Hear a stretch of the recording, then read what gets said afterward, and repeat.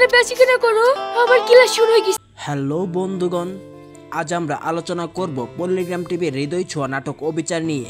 এক গভীর সামাজিক বার্তা আর বাস্তব জীবনের প্রতিচ্ছবি। এই নাটকটি শুধু বিনোদনই নয়, আমাদের চোখে আঙ্গুল দিয়ে দেখিয়ে দেয় সমাজের নীরব অন্যায়।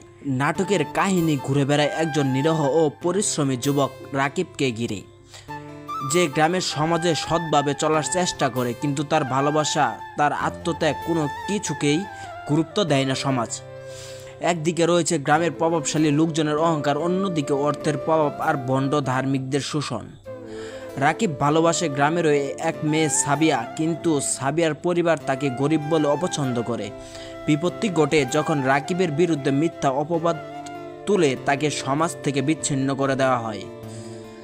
নাটকের মূল বার্তা একটাই, অন্যায়ের বিরুদ্ধে মুখ খোলা।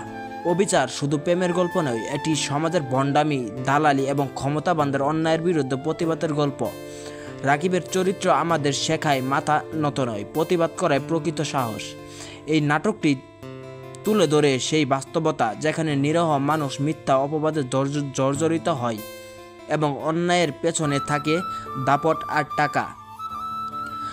নাটকটি চরিত্রগুলোর অভিনয় ছিল খুবই প্রাণবন্ত, কিন্তু বিশেষ করে রাকিব চরিত্রের অভিনয় করা অভিনেতার সংলাপ, মুখের অভিব্যক্তি, তার শরীরী ভাষা নাটকটিকে প্রাণ দিয়েছে। গ্রামীণ লোকেশন, সহজ ভাষা আর বাস্তব গল্পের কারণে দর্শক নাটকটির সঙ্গে সহজেই সংযোগ স্থাপন করতে পারে। অবিচার আমাদের সমাজেই সেই নীরব যন্ত্রণার চিত্র, যেটা হয়তো আমরা প্রতিদিন দেখি কিন্তু মুখ খুলি না। এই নাটক শুধুমাত্র দেখার জন্য নয়, বলার জন্য যে অবিচার চলবে না।